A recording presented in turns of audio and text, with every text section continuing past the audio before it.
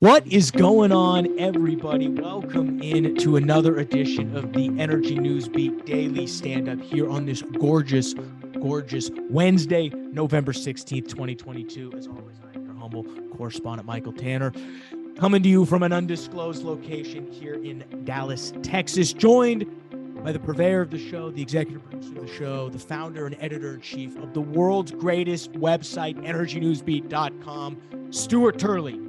What's going on, my man? It's been a long day. We'll record this a little later than It's a beautiful day in the neighborhood, Michael, but I've been brutalized today, man. I'll tell you, actually having to deliver product to customers and thought leadership. Holy smokes, what a tough day. Yeah, man. I mean, you've got it rough. You're out there on the front lines, as we call it. But we've got a great show for you lined up. Stu's got some really, really great stories. We're going to cover really the main article I think we're going to cover specifically is green energy investments and why energy is so integrated into the economy. It's a really great breakdown. Stu's going to cover all the details there. He's also got lined up Israel signing an agreement for a little gas field with Lebanon. That's going to be very interesting from a geopolitical standpoint. And then a very interesting article on why demand destruction is worse than a supply crunch, which is interesting. I think if at face value, I would have probably told you the other way around. So I'm interested to hearing more about that. Pretty light day on the finance side. Markets were up, but futures right now trading down. Oil prices had a nice day based on the backs of the API, expecting a 5.6 million barrel draw from the crude oil reserves. The EIA will confirm that tomorrow. We'll cover it all, plus natural gas finishing above $6. Whoop, whoop. We'll get you out on here on our one big thing. So before I throw it to Stu, again, as always, every story you hear is available via the world's greatest website, EnergyNewsBeat.com. It's a place where you can find this podcast. If you're listening to us on YouTube or Spotify or iTunes, thank you. You can also check us out on the website. All the stories come from there. You should see them in the bio. It's the best place, in my opinion. I'm not biased one bit. For your U.S. energy news, your international energy news, oil and gas news on a daily basis. I mean, we handpick every single story that goes out here, so we really appreciate you guys checking it out. Enough of the pleasantries, though, Stu. Talk to us first. Let's work backwards because I know the last one we need to talk about is going to take a little bit. So let's start with why demand destruction is worse than supply, because I'm interested. You got to teach me something here. Well, we've seen COVID actually turned out to be a good learning lesson for everything. Do you remember when, what was it, the Evergreen ship actually got stuck in the Suez Canal? And that was really the beginning of the problems with the world's supply chain issues. Yep. Well, COVID. Great memes came out of that. There were some great memes. I had so much fun with that. But then COVID really kind of locked us down with that thing, and it really disrupted supply and demand. Once supply starts, demand starts cratering down, they started shutting down with COVID, all these plants, all the oil wells, everything else. You can't bring things back to life. That's what this thing is talking about, is that if you do have demand destruction, all of these things kind of play into play, and you're not going to be able to get it back if demand comes back up. So let me go through one of these last tidbits in here. And so in short to medium, let me give you the title of the article here. The title is Why Demand Destruction is More Worrying Than a Supply Crunch in Oil Markets. And when you take a look at a slowdown on, it really has time for companies to balance out their production versus drilling, putting capital on the side, just like with all the rigs, Michael, that we had at one time, 2,000 rigs. We're at what, 700 or something like that now? Or it's like 650. There's all those rigs you cannot bring out of cold storage. Nobody's building a new one without a 5-year contract. Who's going to sign a 5-year contract? So what Not me, man. My visa doesn't go that high. And so in the short to medium term, a global monetary tightening, falling output, and the increase of countries entering into Yeah. recession will continue to keep the oil demand in check. The snippet is if it ever bumps back up, Yeah. supply is going to demand destruction will destroy supply capability. Yep. I'm like, wow, that was like you sit back and you remember Donald Sutherland and Kelly's Heroes? No, I have no Oh, idea what you're talking about. I'm oh, sorry. you're disgusting. What a disgusting. That's the first true thing you've said on this podcast all day so far. Okay, Very interesting article. I mean, and I think what the interesting factor is what you brought up, which is it's much harder after you've basically gone through a demand destruction cycle. You've shut everything down. You've right. de-incentivized new drilling. You've made access to capital extremely difficult. Trying to turn that back on is much harder and requires much more movement of a lot of different other industries other than just oil and gas, where a supply crunch is fairly shorter term. It's usually due Exactly. to different factors that don't last forever. It's a more of a short-term event. So, I'll admit I was swayed. I'll tell you, it's kind of brutal because there's more to that formula than just because you also have the ESG capital investment long term. I mean, there's a whole bunch of stuff. I used to have nice formulas that worked on pricing commodities. Not anymore. Hey, let's go to Israel signs an agreement with the gas field shared with Lebanon. Here's something that's really critical. You remember when we were doing our daily show a couple of years ago, we were laughing because I dubbed the Mediterranean Club Med with all the geopolitical Club Med, Club Med, baby. And all of the geopolitical stuff going on over there. The Leviathan field right outside of Israel is one of the hugest natural gas plays out there. And they need it really, really badly now because of this little thing called Putin and the Russian and geopolitical stuff over there. So this new deal with Lebanon, energy, people go to war over energy, but people also sign deals over energy. That's kind of cool that Israel is actually signing a new deal with Lebanon over the natural gas. But this natural gas field is also going to be supplying Southern Europe on a lot of things. So great news in that article. Okay, let's go to the other one. The big one. The biggie here. Okay, this article is titled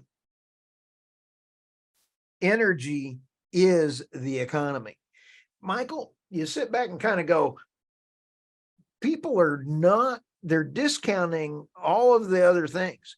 If they kept, and this is my unprofessional opinion, if we kept interest at 0.1, nothing, that would allow people to have access to capital to get their businesses moving, and you fixed the energy problems, your inflation would come down. Because I think the energy, think about this, energy is playing such a big part of the negative economy that you could fix a lot of the inflation business with just fixing energy. Yeah.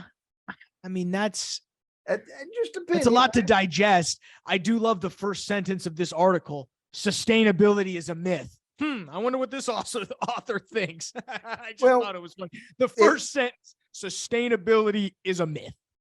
But there's several key reasons why he says that. Okay. If we come down, okay, if you come through, it's all about the bucks, right? Mm-hmm. And if you there's a lot of data in this thing, but I'm going to cut it down to the meat right here. We're going to the bone.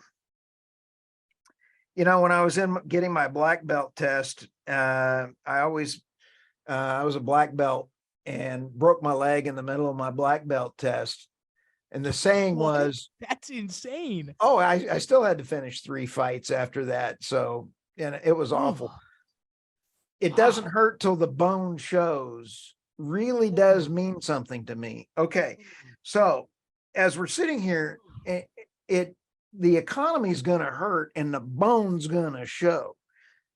So when you take a look at investing in energy right now, if you invest worldwide in all the dollars, 17-1 returns in energy. Okay. Really? Yes, that's what this, when you're talking about the euro, you're talking about all the dollars. This really goes into the meat and potatoes. If you go in and invest in nuclear, they're saying it's 75-1. If you invest in hydro, it's 49-1. If you invest in coal, it's 30-1. If you invest in oil and gas, it's about a 28-1. If you invest in wind, of course, it's solar, the low.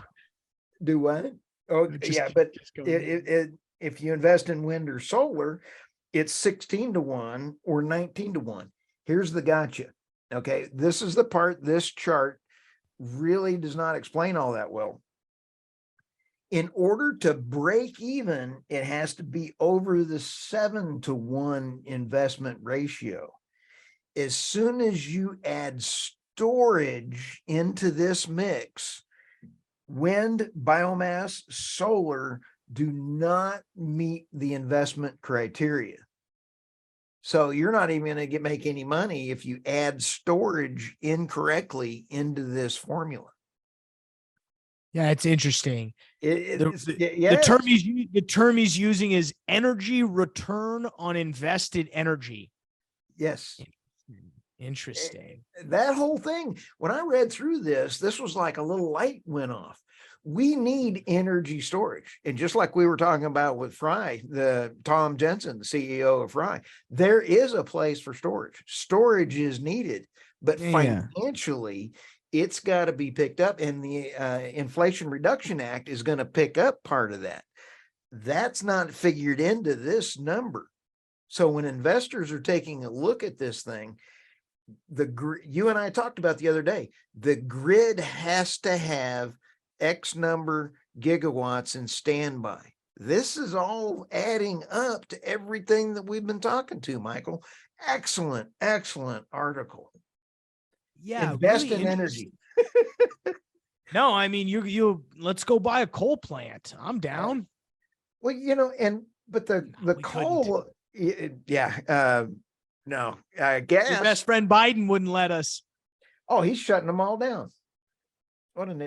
I can't say that. He's an nincompoop. One of the best days of my life was when I was on my podcast this past year, and the UN flagged me for talking badly about the climate. I think that's a badge of honor to get flagged by the UN. Flagged by the UN. Gotta love it. Back to you now.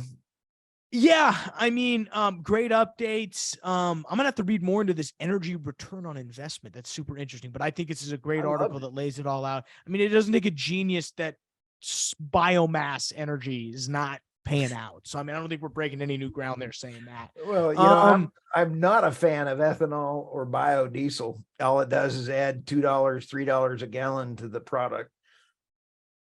Yeah, ethanol's another conversation for another day, but when we look at the markets here, oil and gas, pretty choppy yesterday. We actually started out about $89. We tumbled downwards, load out at, the low was somewhere around 85.15. But then API at 2:30 Mountain Time. I'm in Central Time Zone now, so I guess it's 3:30 Central Time.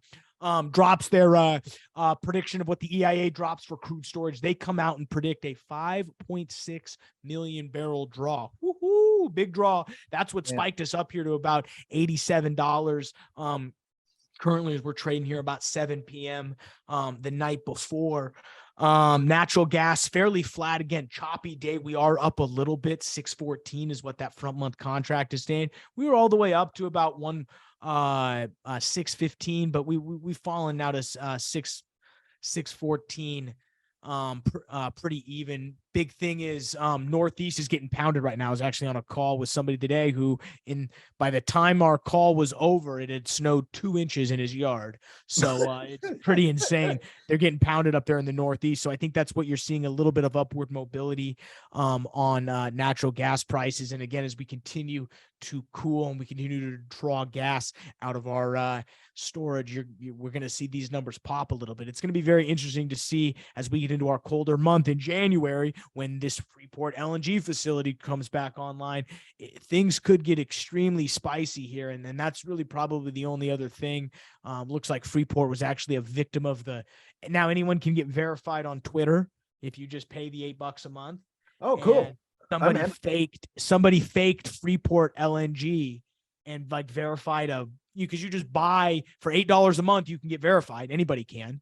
Right. So they just picked like a random, I don't know if we can throw the tweet up, but it was basically some random handle that was like not Freeport's company, but they pretended to be it and they could get verified. And they were like, yeah, we'll be open in a week. And like the market shook a little bit. So like they're literally, if you go on energynewsbeat.com, shout out, you'll see in the article, like they legitimately mention the fake hack, because there's a couple things that happened where it was the victim of the fake Twitter check mark. You got to go get yourself verified now, Stu. You can verify yourself. Oh, I'm going to go verify. It's almost like going to the doctor and having to get checked. Go. That's an image we want to leave with. On the finance front, that's really it. I mean, when we look at the overall markets, they were actually up about 8.5, about a percentage point and 1.5% on NASDAQ. Really the only thing that we saw today was the PPI producer price index came out a little bit above expectations, but really what the market's looking for tomorrow is October retail sales. That's going to drop again tomorrow. Data coming out is expected to be about a 1.2% jump in retail sales, which would be great. We had a flat print in September. So, as always, more people spending money. That means economy, money's moving. I mean, obviously there's a lot of other things at play with interest rates and stuff, but retail sales is a very telltale sign of how some of that lower level money that's circulating in the economy is playing. Because, if the middle class is spending money, that's, in the minds of the people trading, that's a good signal. So that's what we're expecting.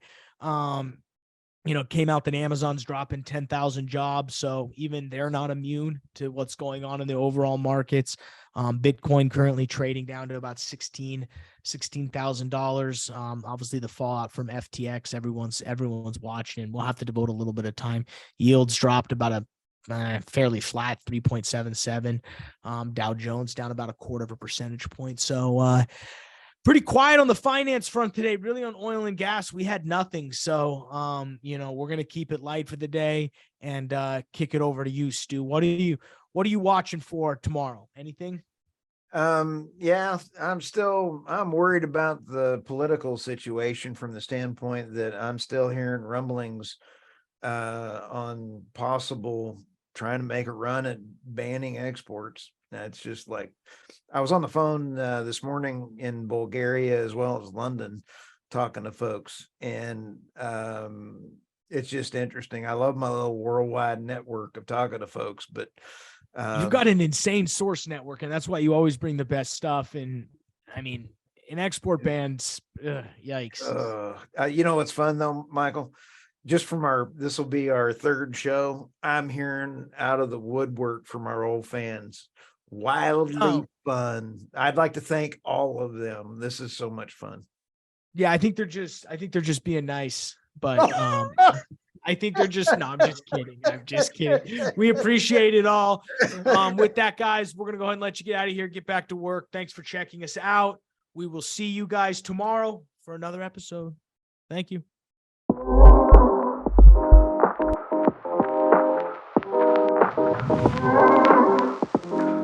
Today Today's episode of the Energy Newsbeat podcast is brought to you by Enverus. The energy industry faces massive challenges every day, and the events over the last 2 years have caused huge disruptions like never before. Companies in the energy industry need actionable intelligence and a single source of truth that brings all the data together. Enverus is the energy specialized technology partner that provides intelligent connections for a global energy ecosystem. Only Enverus has the analytics, people, experience, and industry scope to connect the right data and information in the right way to discover missed opportunities and deliver fast outcomes. Find out more at Enverus.com. That's ENVERUS.com.